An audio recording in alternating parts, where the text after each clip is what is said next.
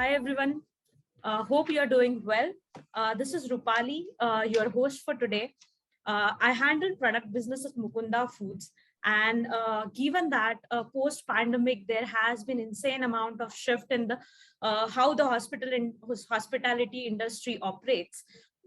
We have seen that there have been some business lines where there has been decline in business, and there few others wherein there has been a growth which is more than what it was estimated pre-pandemic. One such area is definitely cloud kitchen, I would say. Just to put it in perspective, pre-pandemic in India, the whole industry market size for cloud kitchen was roughly $400 million. Versus post-pandemic, that number has the estimated number for 2024 is expected to be $2 billion.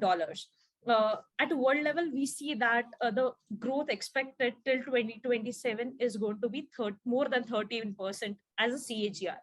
So that's a good amount of growth which is going to be expected from cloud kitchen. Uh, uh, uh, if I really think about if you think about pre-pandemic scenario, there has been discrete differentiation in terms of there were brands who used to only focus on cloud kitchen area or delivery only business, versus there were brands who used to focus more on dining. Today, that limit is merging, starting from standalone guide to somebody like ITC is today entering into cloud kitchen model, and that's when it becomes more important to talk about it. So with that thought in mind, we had started uh, a webinar series called Decoding Cloud Kitchen Business. To start with, we had already one episode for it. We had talked about how to run a profitable cloud kitchen. We had discussed this with Gautam from Cuisine Hospitality, and Mohammed and Krishnakant had joined us on the same discussion from Charcoal Foods. Today, we are going to have a discussion on how and when to scale up your cloud kitchen business. And to discuss about it, we have two young entrepreneurs talking about it. Uh, first, our first in, our first guest for today is Pulkit Kejriwal, who runs Vision Foods. They started in 2014 as a cloud business. They started with a brand called Santa Delivers, and today they are present in 4 cities with more than 35 cloud brands, internet restaurants, and expanding. They have roughly 5 brands in their portfolio today. Another guest which we have for today's discussion is Vivek Jiddewar. He is a founder and CEO of J.S. Foods, and they operate currently roughly more than 80 internet restaurants. And they started with brand called Mad Momos. It is one of the extremely loved brand in Pune. They started with Pune and are present in roughly 4 cities now. We have Vivek with us. And last but not the least, we have founder and CEO of Mukunda Foods, Ishwar, who would be moderating today's discussion for you guys. And over to you, Ishwar. Thanks a lot, Rupali, for the introduction. And hi, Pulkit and Vivek. Hi, Ishwar. Thanks for joining and taking out time from your, I would say, extremely busy schedules to talk to all our attendees today. It has been, we have been deliberate in trying to limit the number of people here because we wanted only food owners, food entrepreneurs to be on the session, who can sort of really get great value from both of you guys in attending it. We as an organization really understand and appreciate how difficult it is to run an F&B business. It's like, bolte शादी करना मुश्किल है, but हर दिन शादी करवाना कैसे होता है is like how to run an F&B business, especially when it is cloud kitchens, when it is KPTs, kitchen preparation time of under 5 minutes, under 10 minutes, multi-cuisine, multi-restaurant, multi-partner ecosystem when you're running, how difficult and challenging it is to do these things. So we have been able to garner a lot of queries and all those things. So we really want to get straight into that. But before that, we would like to hear from each of you, maybe starting with you, Pulkit, about a brief about yourself, why you started into food, what's been your experience till now, and how is your journey going to pan out from here. Maybe if you could take about 5 to 7 minutes and talk about your journey, where are you today, and what is the future for Vision Foods? Great name, Vision Foods. Would like to know from you, Pulkit. So yes, hi everyone. It's a pleasure to be out here, and we started in 2014 December. So it's been more than 7 years. We started with the brand called Santa Delivers. With primarily that time, the idea was, the gap that we came to fulfill was providing late night food delivery. It was a cloud kitchen, but the first initial gap that we solved was solving late night hunger problem. There was no one in our city that time delivering that late night food available till 3 a.m. That really helped us to, create a name or hit it off, get us the first initial publicity. And then we added few brands. Ours was a different start because we it was not a very ideal way to start, but we started outsourcing. We found a partner, someone who can give us food that time. So basically, we were just rebranding our package for first 2-3 months.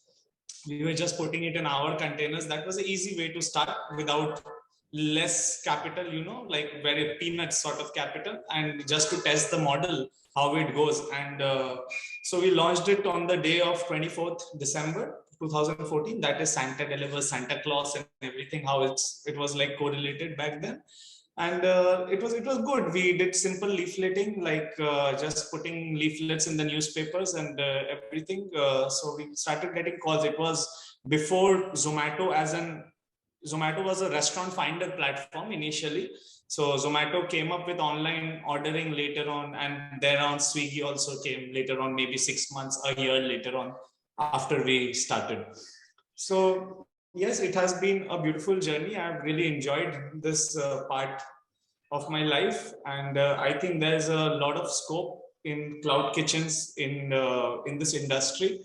And actually, it's sort of limitless that way, because you can keep on adding viable brands. You can keep on optimizing. You can invest in best equipments, best products.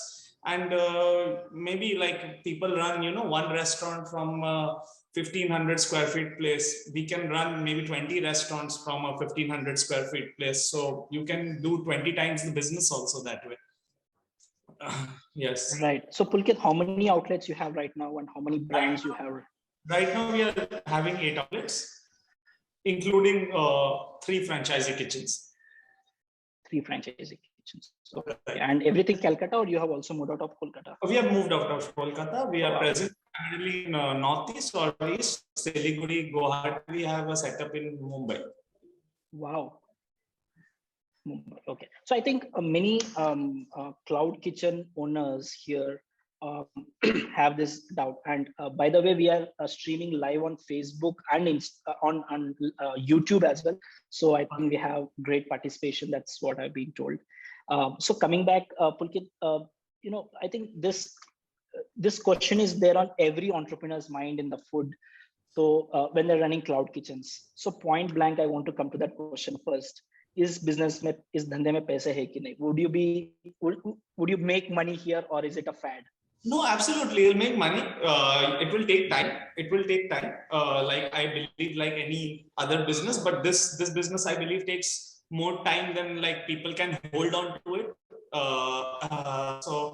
So after that, you can hold on to it, and you can so it's my bread and butter that way. Yes, and so definitely it has money in it. And you're bootstrapped, right? You're bootstrapped. Yes, you can say bootstrap. Okay, We have been, we have been self-sustainable as a company from wow. day one, but yes. Yeah. Great. So I think you have a great mix that you started out of Calcutta metro and then gone into tier 2 cities in Northeast and also doing Mumbai, and a mix of company owned stores and franchisee stores, which is, I think, a whole great thing, and you're profitable. I think that's a huge success, which many people envy, and you're sort of growing fast is what we are seeing. So first, we want to understand that, as the topic is when and how to scale cloud kitchens, right? So what would you say that when would be the right time, that if I'm an entrepreneur, when would be the right time for me to go from first outlet to second outlet? What are those key metrics that I should be seeing as a kitchen operator, that before I go to my second outlet, before I sign up, before I go to my landlord and talk about my second location? So mix of few things, Ishwar, that way.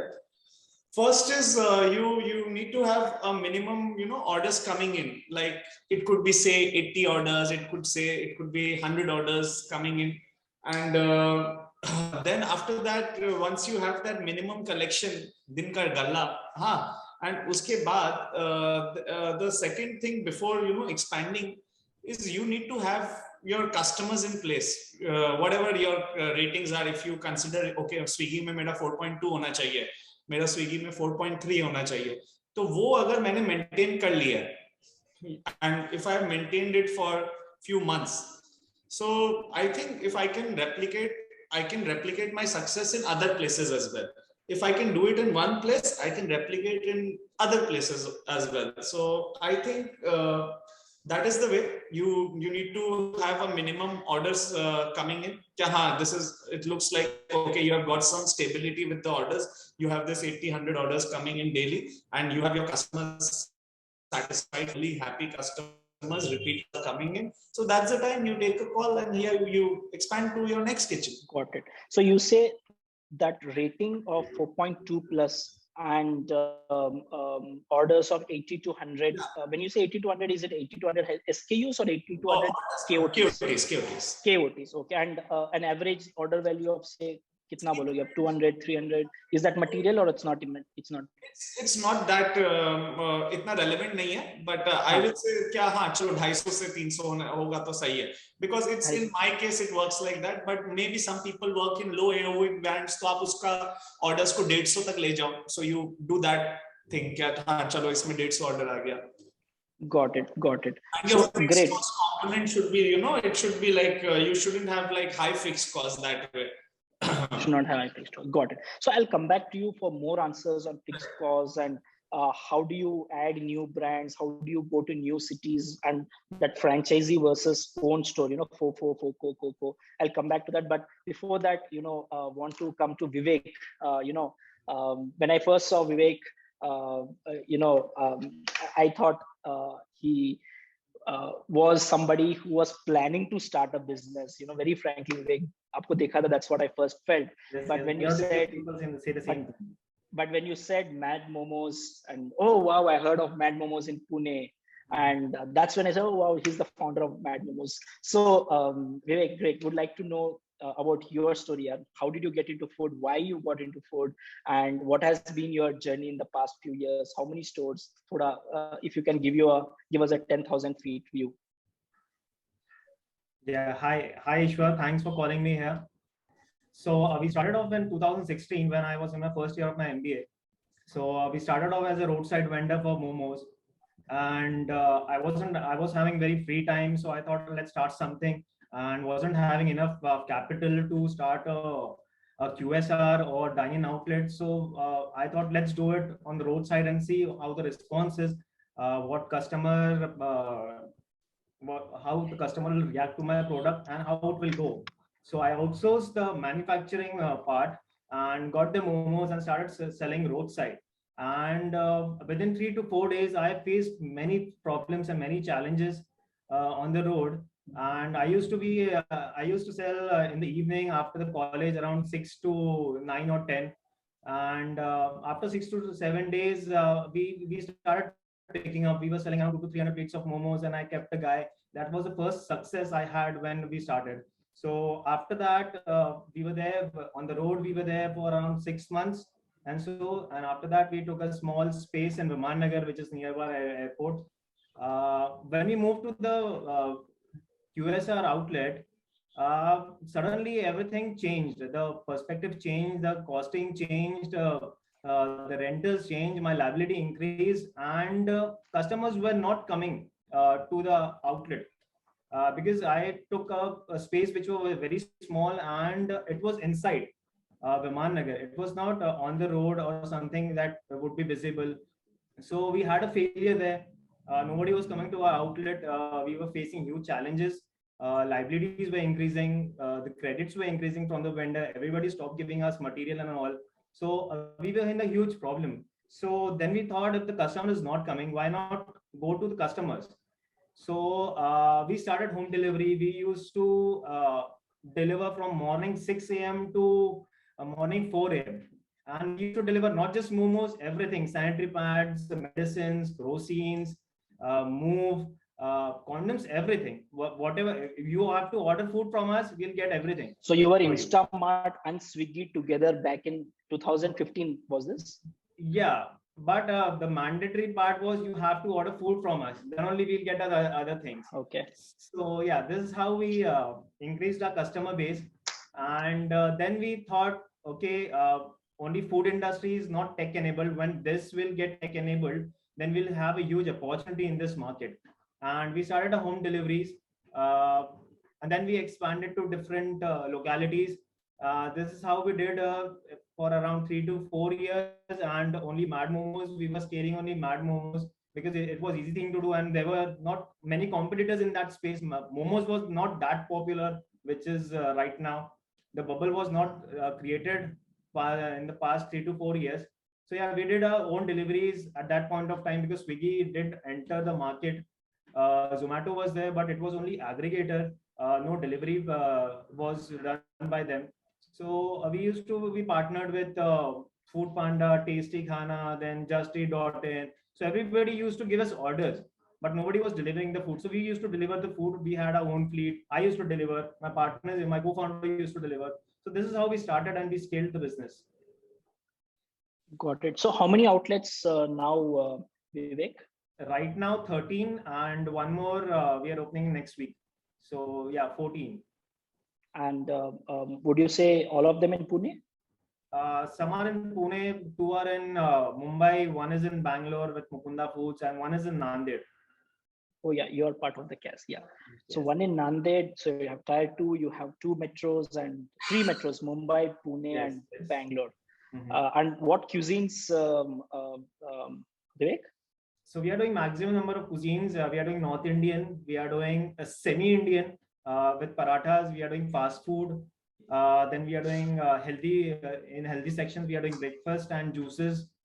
South Indian we are doing. So majority of the top line cuisines we have covered right now. Got it. And so I'll ask the same question, which I think this is the thing of the thing, right? When do you go to, no, before that, आप धंधे में पैसे बना रहे हो कि नहीं? Is it worth, very, hand on your heart, is it advisable for somebody to do this business? Will somebody be able to make money here? Yes, definitely. That's why we are here. And that's why we are doing business from the past 4 to 5 years. It's bread and butter for us. And for the 108 employees which are there with us. So yes, it is profitable, but every business has some gestation time. It takes time for getting the volumes, right kind of volumes. You won't get, let's say, 100 orders from the day one. It's going to take some time. And when you and online business and e-commerce, online pure e-commerce is all about volumes. If you have good volumes, then and only then you will create value and you'll have good margins. Got it. And I think it's very encouraging to see 2 entrepreneurs who have built a scalable cloud kitchen business. And 2 years back, I remember there were a couple of cloud kitchen webinars where people were doubting, yaar, hoga nahi hoga. And I think somebody really said that, it is possible, and this is the age of startups in India. It's the age of startups, and entrepreneurs will really figure out solutions to hard problems and make true valuable businesses that can scale.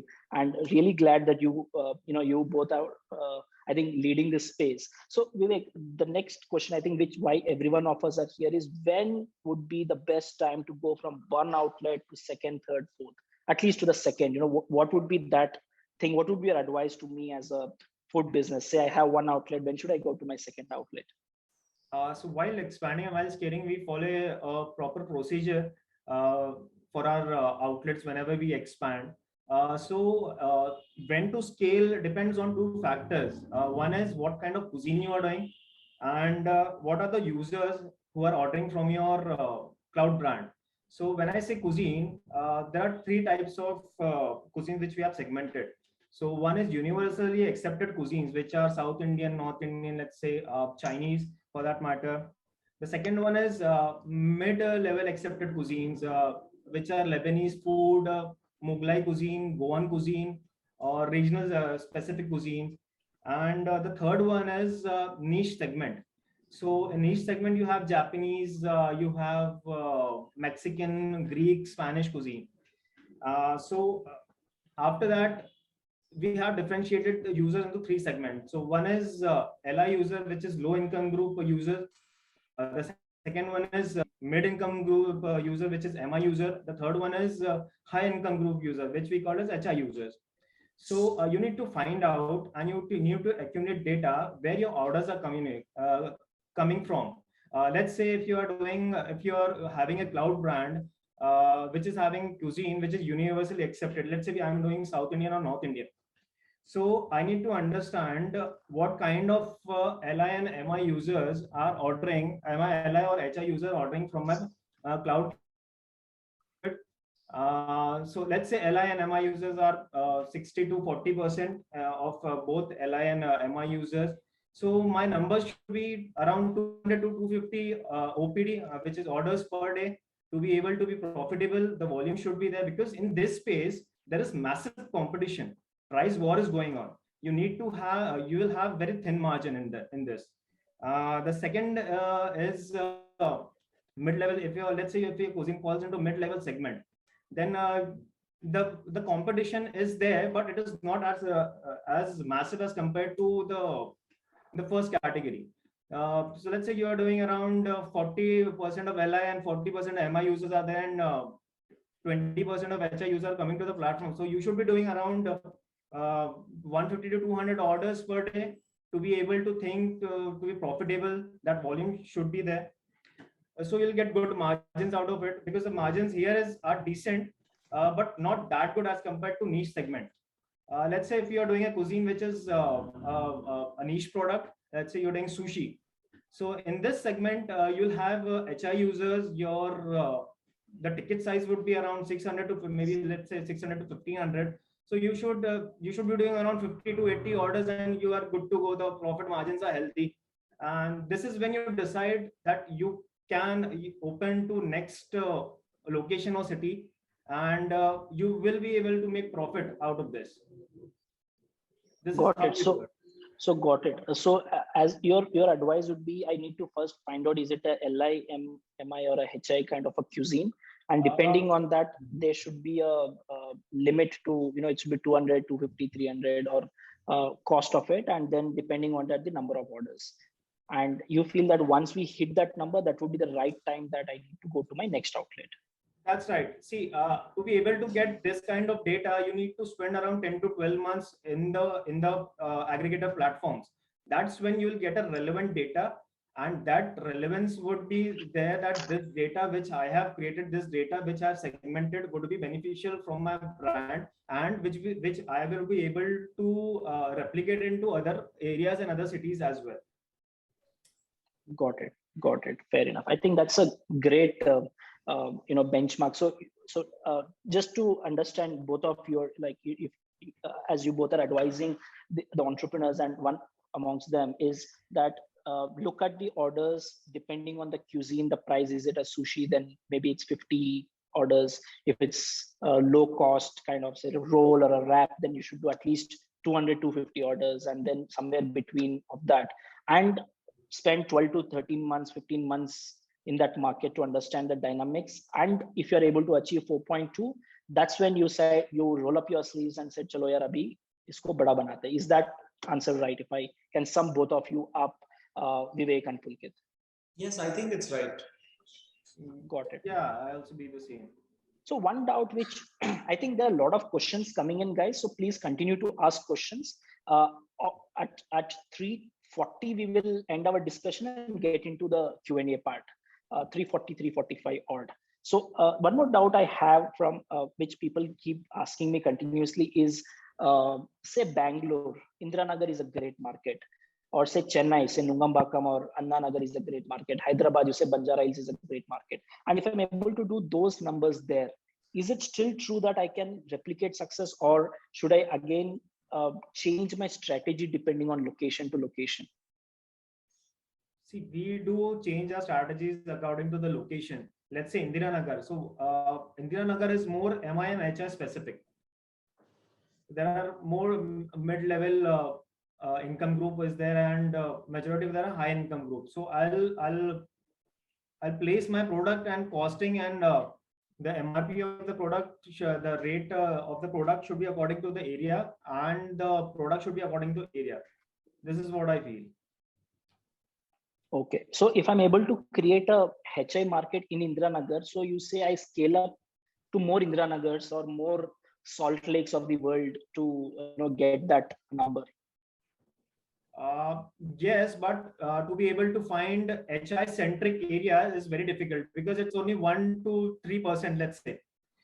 A majority of the orders coming to aggregator platforms are from LI and MI users. So 80% of business, 80% of revenue is coming from these two income group.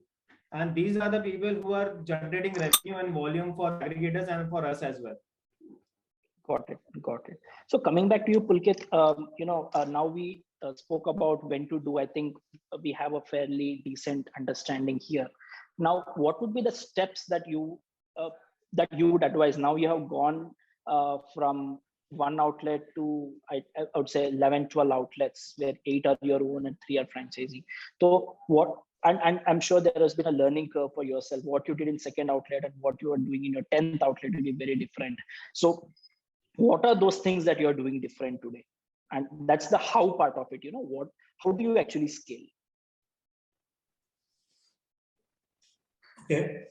So can this question be like more specific, like, a more specific question in this regard? I will say, see, in terms of starting up a new kitchen, what I have felt from my experience, there should be a head chef model in place for people who are new entrepreneurs in this field, and who hire on themselves or go through an agency or consultancy.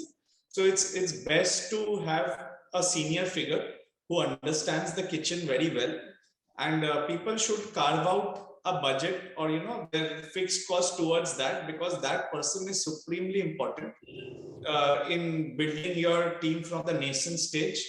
So I think like having a head chef or an executive chef, anyone senior in the kitchen, is very important for the team building and to scale up your branch to other locations. So in our case, what we have is we have a commissary, a base kitchen, and in Kolkata, where we do mass production of stuff. And at our outlet level, we have junior chefs, you can say, or semi-skilled people. So what they first they are inducted into the training part of the company. Then they spend around a month or two maybe at the base kitchen. They learn it from the head chefs and everyone seniors, and then they go on to make the final product, because they will get the base gravies or the base sauces, and they will get the proteins with all the shelf life and everything determined. So it's very easy for them to finish, and they don't play a major role also in customer ratings that way, because that way the quality is controlled from one place.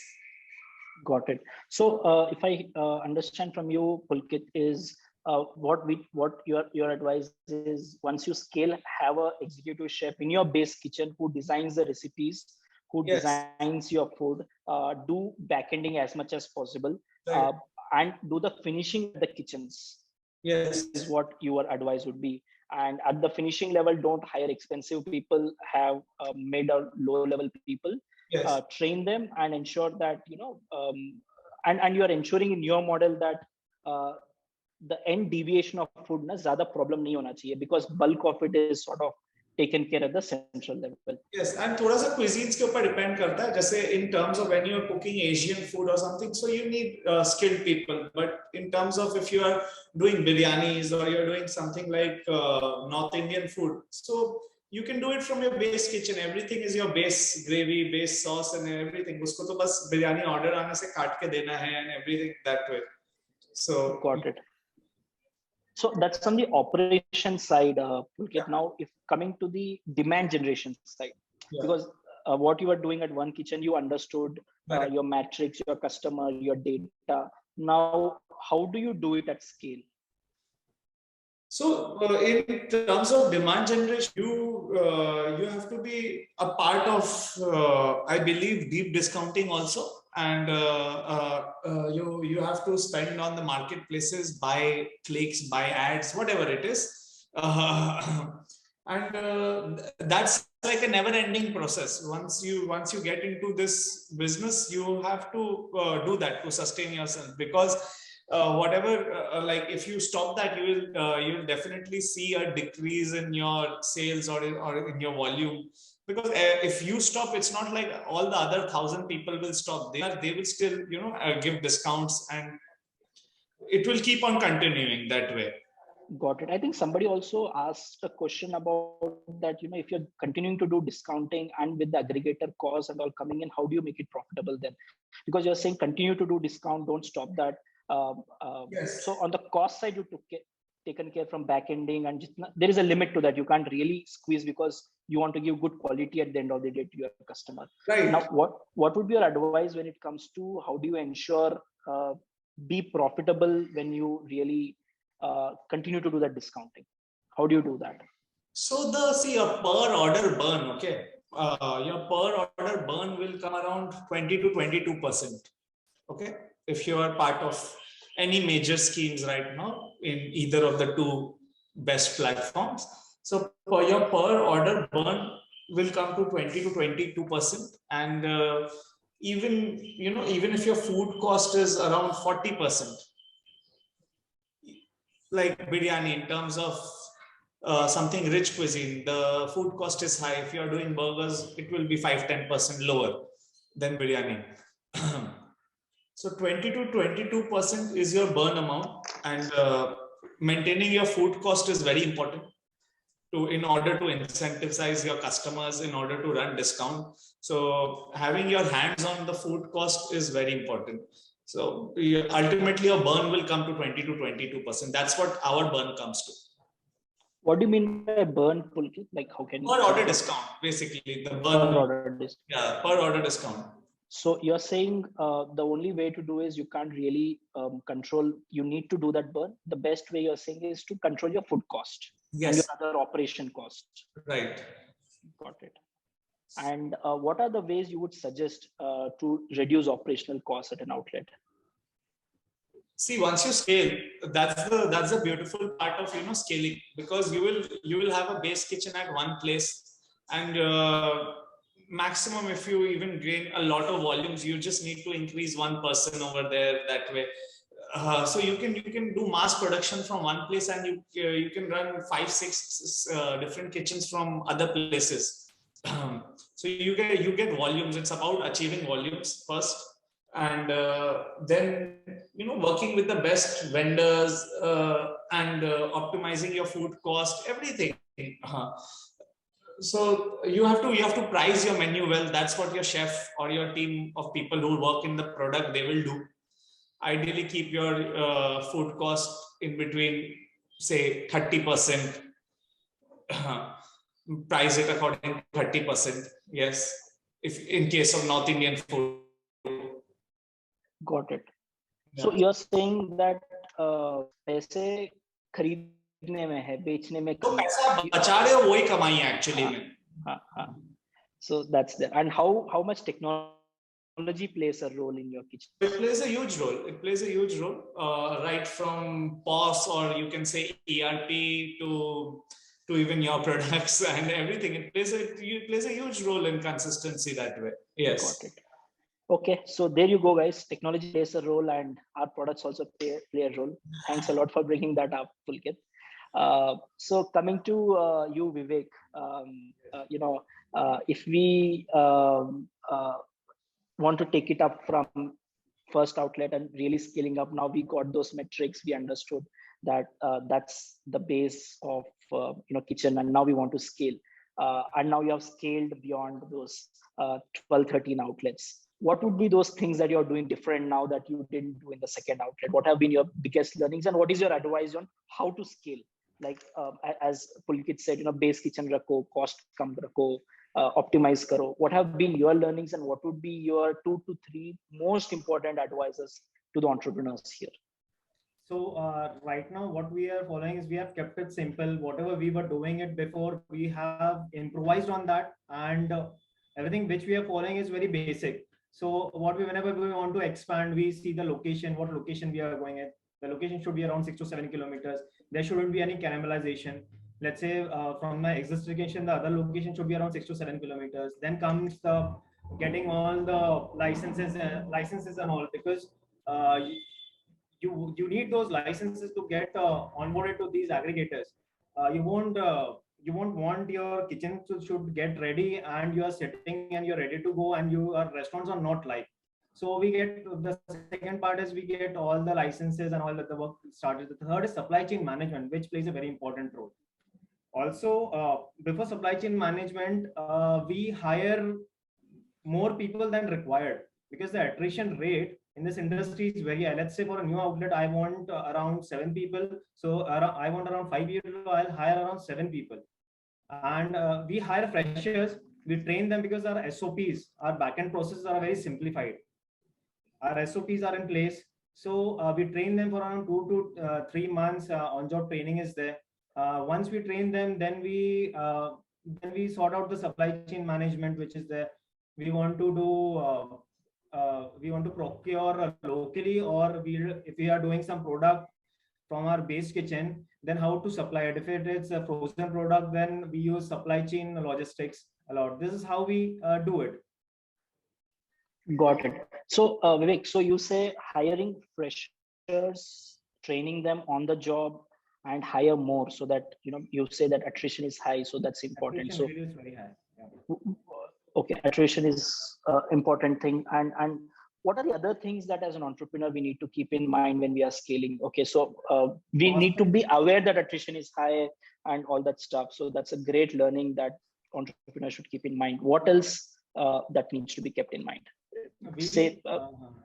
So costing plays a very important role in this industry. So you need to have a centralized kitchen when you are expanding, scaling. So we have a centralized kitchen for our majority of the product. We follow 80-20 rule, which is 80% cooking is done in-house in a centralized kitchen, and 20% assembly is done in our satellite kitchens, which are operational right now. So we follow that rule in order to lower the cost of the product without hampering the productivity and without hampering the quality of the product, which is very important in aggregators platform. Also, optimum utilization of resources is very important. Let's say we are doing momos and sandwiches. So one guy can operate momos also and sandwiches also. Then if we have introduced roles to the menu, then we'll train that person to operate the roles as well. So it will reduce my manpower costing, and whatever costing we are saving, it is our profits, to be precise. So this is how we do this, how we scale. We do multitasking a lot. And if it is specialized product, let's say Chinese, to be precise, we need to have skilled people. Still, we are training people. Also, let's say if it's a South Indian, So South Indian, we hired a chef around 1 year back, and the product was going very good. So and suddenly he left one day. So we were left with no one because it was chef dependent. Everything was dependent on him. Then we had another one. The same story happened. Then we thought, let's not keep it chef dependent. Let's not keep a chef dependent product, and that's how we got Dosamatic from you. And right now we have trained freshers also with the system, and everything is going smooth. Only the you need to take care of the SOPs should be in place if you want to expand, and if you need to scale your business. Got it. So thanks a lot for bringing up about our automation again. Guys, those in the this thing, we never asked for the reference, but great for a testimonial. So thanks a lot. I think very key points you made here, Vivek. One is 80-20 rule, and how that you need to be not a chef dependent company. You need to be a process dependent company. You need to be an SOP dependent company as you scale, because maybe for 1 year things are good, but the moment you're a person dependent or a chef dependent, things become difficult. And I think another important point which Pulkit made is you need to have chef. We are not against chefs. Chefs are our best friends, but have your chef in your central kitchen so that they are able to create the heavy weightlifting of an executive chef at the central kitchen in terms of designing recipes, designing menus, ensuring that your bulk production is taken care. Am I reading it right? Yes, we are hiring food consultants for the same thing. So yeah. Got it. So, and I think before we jump to our Q&A, Vivek, one final thing is, how do you take care of demand generation when you scale? Because you're at Mumbai, Bangalore, you're at Pune, you're going to tier 2 cities, and I think you're rapidly expanding across the country. What is your approach to demand generation? How is it changed between one outlet to 15 outlets? Again, it's cuisine based. What kind of cuisine has the demand in specific time frame? We get the data of that. Let's say South Indian does very good in morning time, 7 to 11. So we'll buy clicks in that period of time, more clicks in that period rather than buying all day clicks. So it will have a good demand generation, and my target market target customer is achieved. Also, I'll get a good orders in that time frame. So this is how we plan. We are mostly dependent on CPC and CPV model. CPC model, cost per click model, which Swiggy follows, and CPV model is Zomato's model, which is cost per value model. So majority of the marketing and advertisement, we do it from these tools, and some of it, around 5 to 7% of it, comes from Instagram or Facebook. Right now we have launched our own website as well, madmomos.in, wherein you can order food directly, and we have tied up with VFast, Dunzo for deliveries and all. Got it.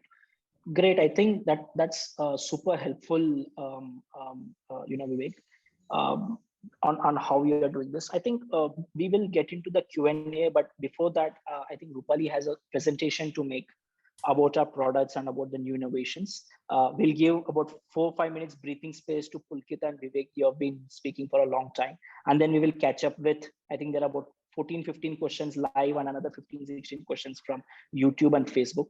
Off to you, Rupali, and then we can take up the Q&A. Thanks, Ishwar. Thanks, Pulkit and Vivek. It was insanely great amount of insights which you have shared with our audience today.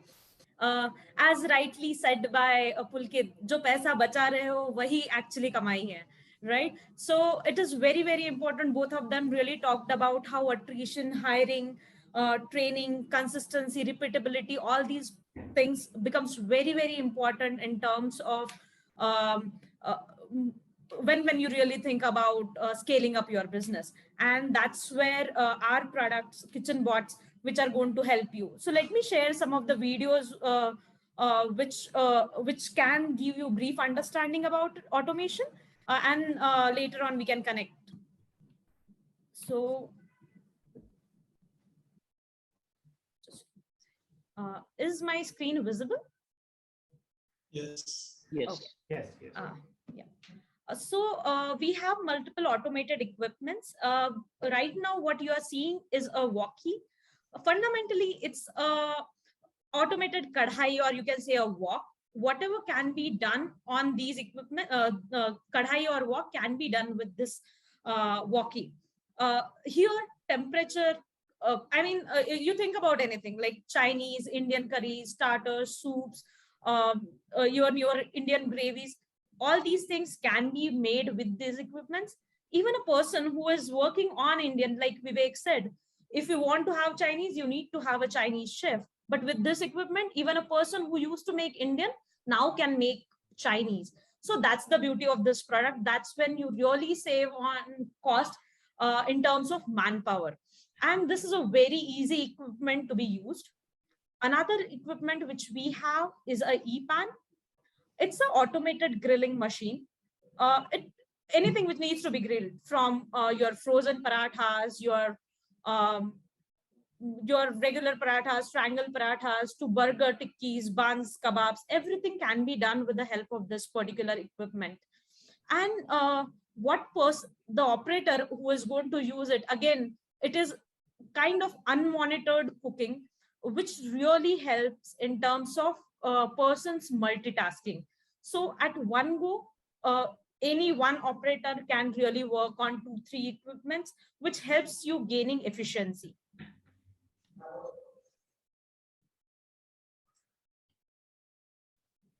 This is our rockstar product. I would say it's fryer. It's an automated fryer, wherein what needs to be done at what time. I mean, you just need to say, let's say, take an example of fries, right? It needs to be done at 180 degrees for 3 minutes. One just needs to give an input of fries in this fryer, and rest of the things is taken care by whatever automation we have done. It will take care, and when fries are ready, it will just give you a buzzer.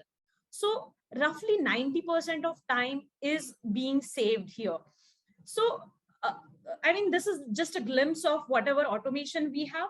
I would say that if you have 2 fryers, few other equipments like walkie and paratha, maybe few other equipments like Rico, which is a rice cooking machine. If you have this combination in your cloud kitchen within a space of roughly 200 square feet, everybody knows that how important real estate is and how much spending we do there, right? So in that small space, one can really have multiple brands, probably 4, 5 brands you can have, and that's how you can really increase revenue, because your staff now can multitask, and that's when you really save on manpower. Also, very important aspect, you save on training.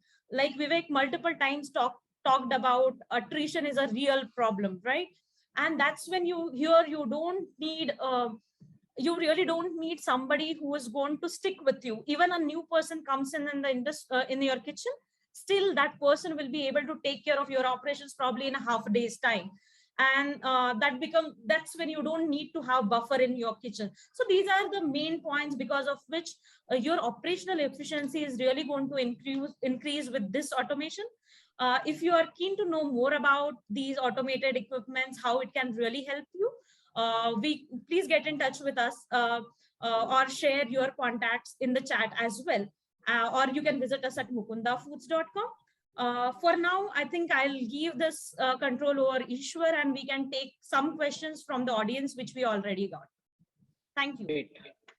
Thanks, Rupali. So I'm going to read out a few questions, and maybe between you, Pulkit, and Vivek, between you choose which you want to answer. Because a lot of questions, we'll try and see, how many we can take up. One question which I want to take up is which Akram has asked. Akram says that, is the numbers going to be different between tier 2 and tier 3 cities? That orders. He says that I think it's to Vivek. He says that you gave some numbers. Are those numbers going to be different in tier 1, 2, and 3 cities? That 200 to 250 orders. These numbers are majority are from metro cities. Tier 1 cities. So tier 2 cities, let's say we are doing in tier 3 cities. Nanded is a tier 3 cities. and we recently started.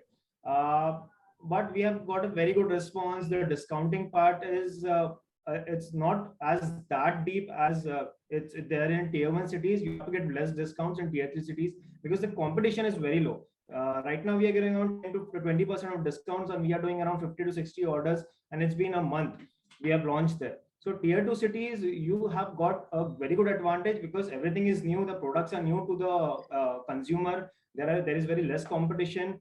Also, the advertisement cost, the CPC and CPV cost, also the social media cost, everything is less.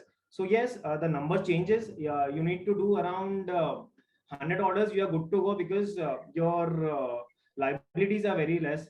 Your capex will be very less.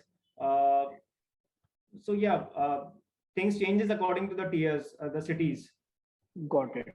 And you feel tier 2 and tier 3 has a great, is a green field and it's good to explore. Great potential, great potential. Great potential. Great. Thanks. I think the next question is around investors. I think maybe Pulkit, you can take it up. Are investors keen to invest in cloud kitchens? Are investors keen to invest in cloud kitchen? I guess yes, they should be, because it's a it's you know what you call the future of kitchens and eating out. So I believe investors should be interested. Should be interested. Great. Yes. Yeah, I guess yes. I would It's like not to a add loss. something to it. Yeah. Yes, Vivek. Yes, investors are very much interested. You can see the case of Rebel Foods, where it was and now where it is. The same case goes with Poncho Food, which handles bauxite on more 4 to 5 brands. So everybody has got funding and they are expanding rapidly to different cities, and Rebel has reached to Dubai as well. So yeah, investors are very much interested in this space. Lots of investing happening in this space, and it's a future. Got it. And next question is what to do beyond Swiggy and Zomato. I think there have been 2-3 questions. I'm clubbing those and asking you in a single question is, can we sell beyond Swiggy and Zomato? If so, how? What are the successful models around that?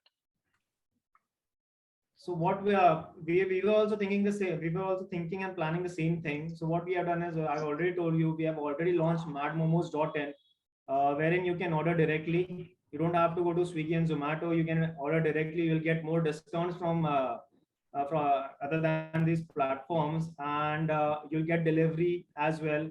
We are giving good offers on these platforms, so you can directly order, and we are saving lots of money on that. The commission, 22 to 23% of commissions we are saving by directly giving to the customers. Also, the best part is I'm getting customer data, which I am not getting on Swiggy and Zomato right now.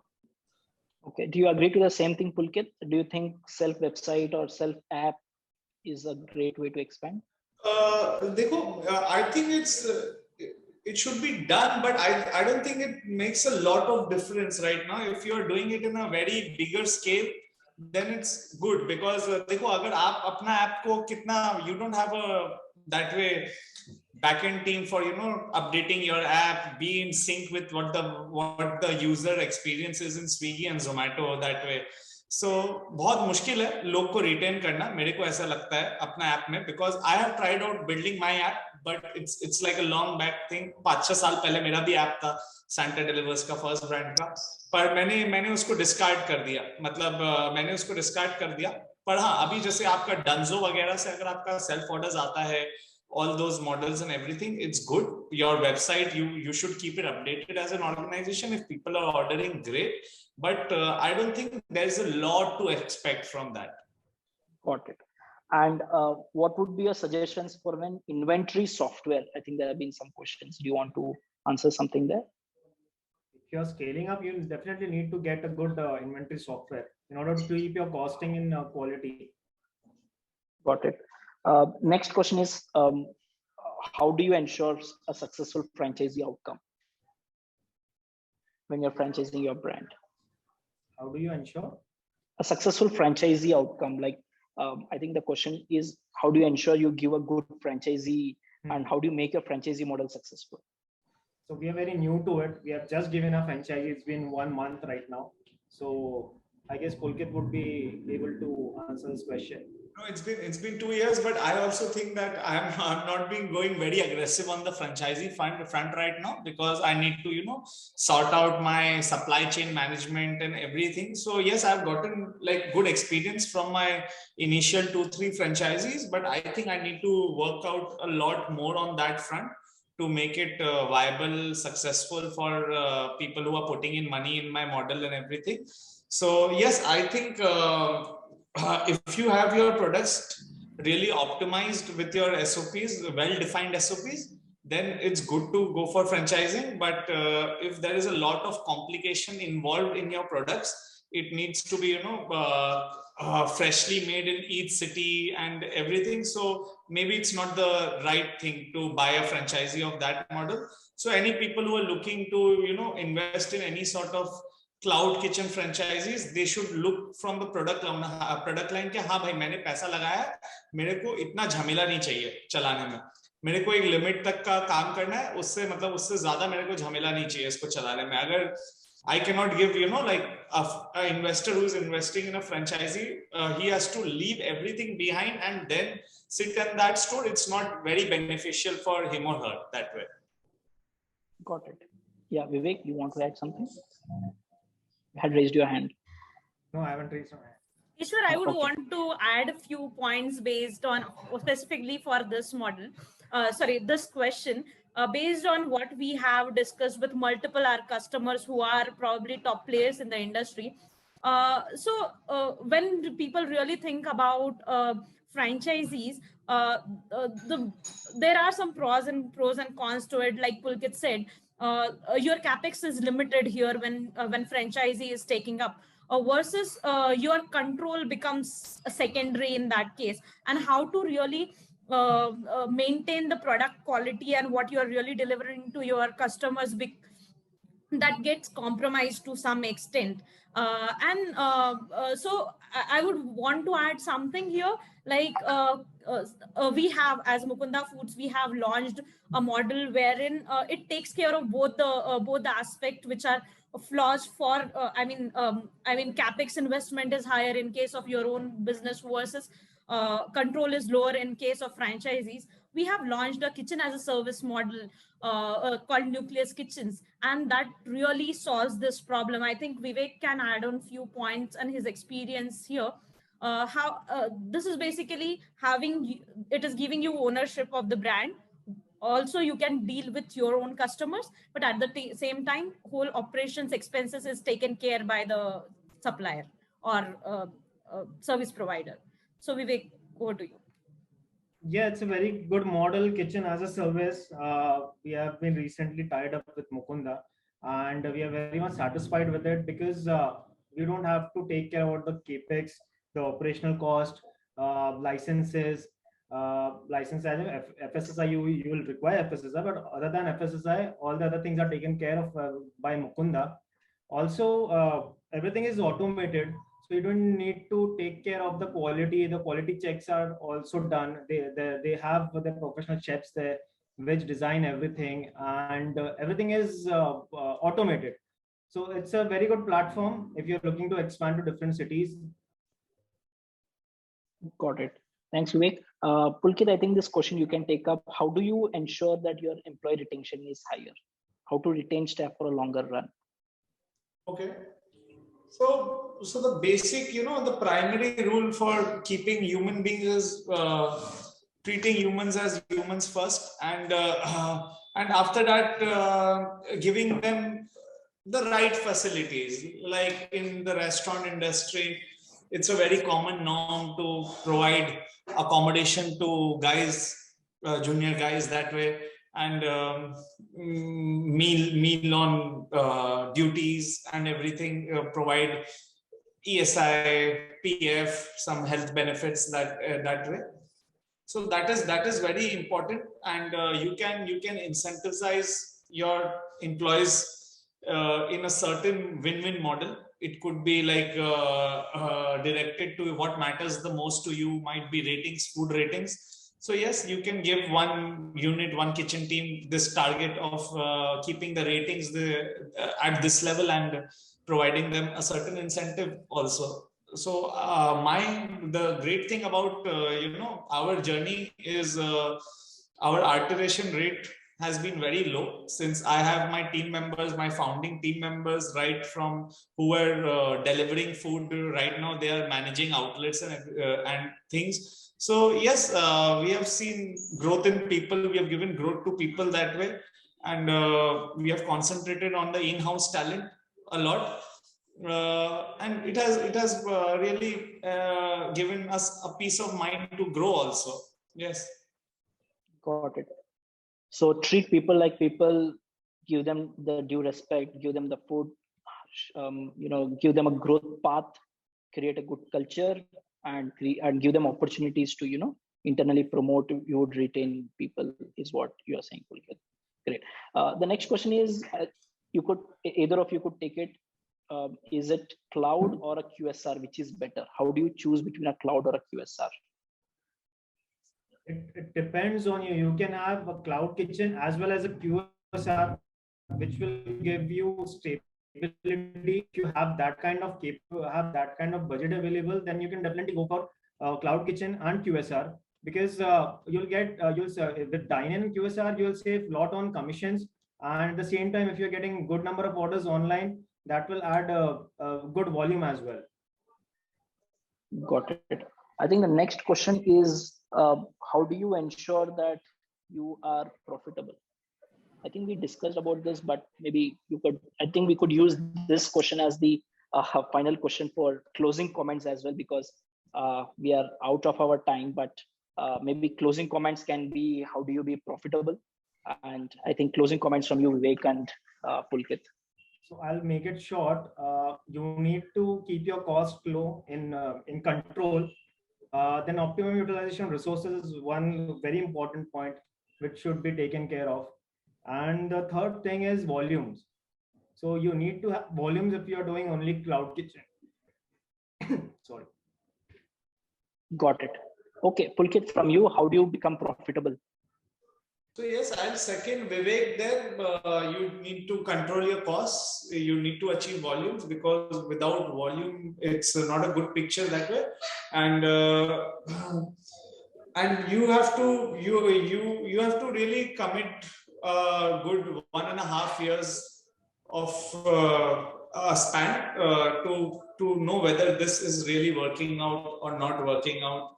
And I think if there is month-on-month growth, so if there is a month-on-month growth, then it's on the positive side. Like, it's on the positive side. If there is a decline and month-on-month decline, then there's something wrong. You are not providing right food to your customers. Your packaging is something is wrong. There is something that needs to be taken care of, I believe. Yeah. Got it, Pulkit. I think would like to sum it up of what I think it's been huge value, because between both of you, you have put in a decade of time into kitchen cloud kitchens. So you have been able to grow brands, home grow brands, and we really hope you become the Domino's and McD of cloud kitchens in India. So just to sum it up, I think our realizations from both of you have been that look at a particular number and rating before you go to the next outlet. Look at data, look at 12 to 13 months of data from both aggregator platforms to ensure that you have the right mix of brands, the right price point, you identify your audience properly, you understand your customer segment properly. And I think a very great point by Pulkit and Vivek, that how you need to work at a combination of both back-ending and front kitchen cooking. Like, don't just do freezing and cooking and selling. You need to do, you need to construct your food at the end of the day at the outlet to ensure that your food is being cooked. Focus on your staff, treat them like people, give them the due respect, create a career growth plan for them, hire freshers, train them well. Don't depend on a people-driven organization. Depend on a culture of SOPs and adherence to processes. Use technology for inventory. Use technology for scale up. Use technology to cook food.